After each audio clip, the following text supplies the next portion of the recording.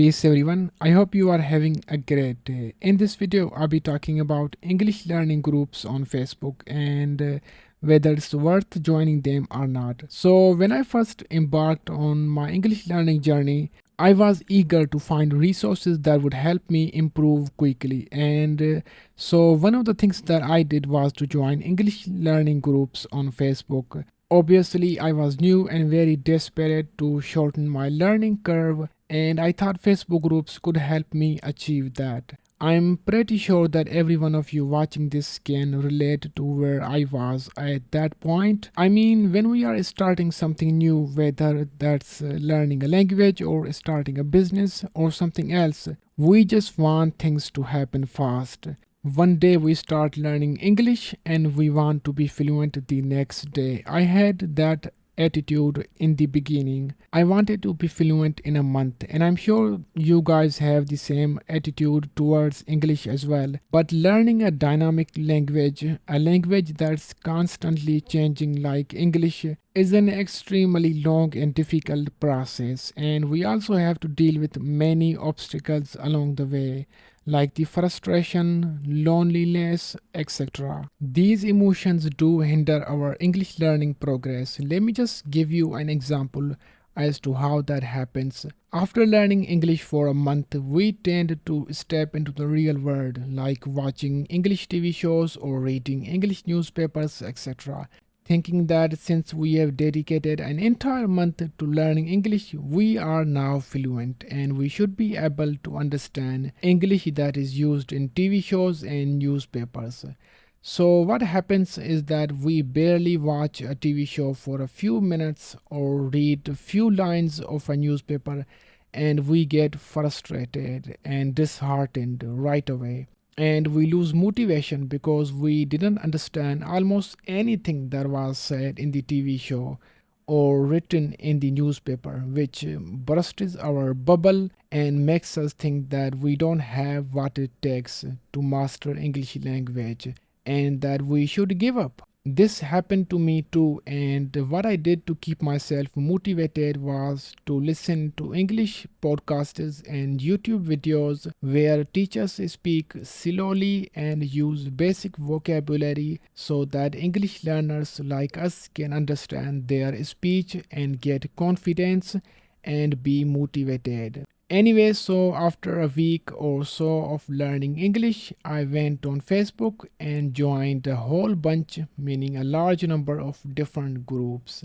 hoping that I would learn something from these groups. At that time, I didn't even know how to learn English, like where to start. English is sort of a complicated language with a vast vocabulary. So, when we are starting out, we should definitely get some help from someone like a teacher or someone like me, who is not necessarily an English teacher but has been through the same process. So, someone like me definitely knows their way around English, meaning they know the efficient way of learning English. When I began learning English in early 2020, I didn't have a guide. I was totally out on a limb, meaning I was alone and without help or support, which is why I wasted a great deal of time on some useless resources like these Facebook groups that we are talking about here. I mean, these groups are kind of delusional. They claim to help us in learning English, but there is no valuable information in these groups. We are only provided with quiz questions,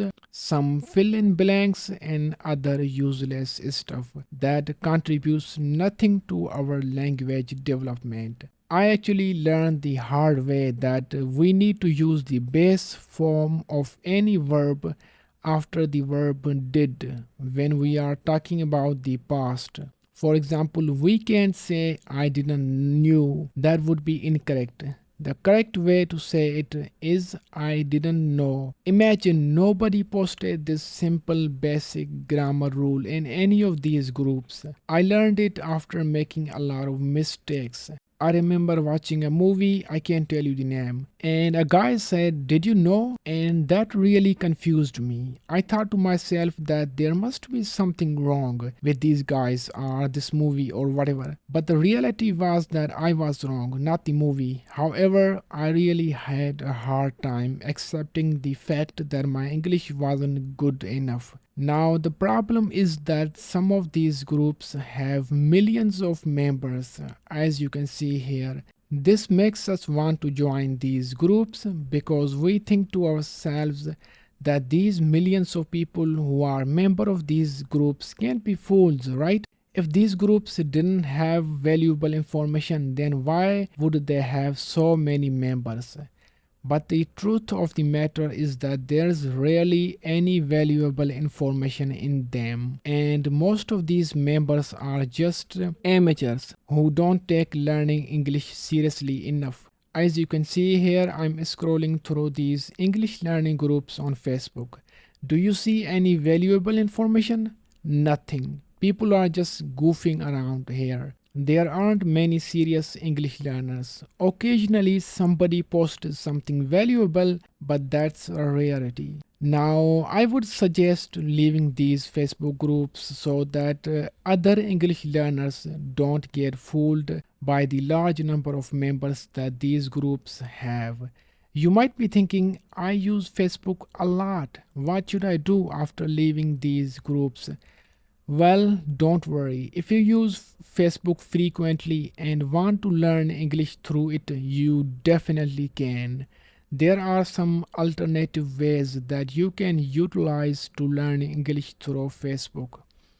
One of them is to follow motivational or quote sharing pages or other pages and groups where people post in English. This way, just by reading their posts, you will learn how sentences are formed, the differences between certain synonyms, common collocations. For example, you can't say do a crime, that would be incorrect. You have to say commit or perpetrate a crime. Likewise, when meeting someone, you can say how are you doing, which may seem incorrect, but it is actually the correct way of asking someone about their well being and life. So, languages like English are full of complexities like the ones that I have just mentioned. And in order to be able to fully communicate in English, we need to learn all that stuff, all the ins and outs of the language. The best way to do this is to observe how native speakers communicate. Facebook pages and groups where people post in English can definitely help us with that. If we immerse ourselves in English for a long time, like reading, listening, and speaking in English, we will eventually develop intuitive understanding of the language. This means that we will automatically know whether a certain sentence is correct or incorrect. Just like with our mother tongue, the language that we are born speaking, where our intuition stops us from making mistakes. It's our intuition that helps us to speak without worrying about the grammar rules and making mistakes. But practice and learning are still essential to develop this intuition. So it is best to follow these pages and join groups that I've mentioned and leave English learning groups where there is rarely any valuable information, even though the large number of members may impress you.